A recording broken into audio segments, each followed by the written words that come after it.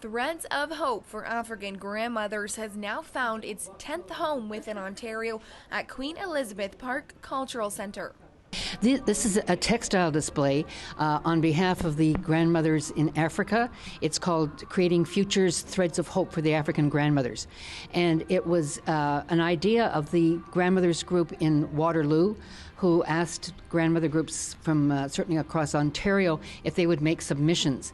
And then they chose these wonderful pieces of textile artwork that represent some of the themes that we're trying to work on for the African grandmothers in trying to support them raising their grandchildren.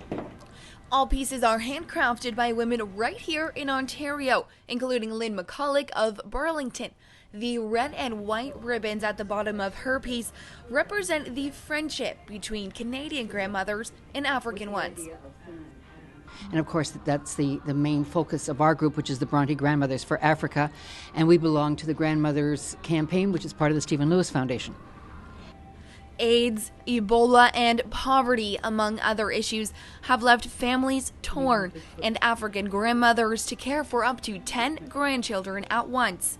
The sale of these fabric artworks would aid those caretakers with seeds, including sewing machines to make school uniforms, which Wendy says is one of the highest expenses. It's supporting the African grandmothers. It goes to the Grandmothers Campaign and the Stephen Lewis Campaign, and we have grassroots projects in sub-Saharan Africa, which is helping the grandmothers and their grandchildren. You can do online bidding, and there is a website. Probably the easiest thing is to Google Waterloo Grandmothers, and then their name, which starts with Oma, which is the African word for grandmother, will come up.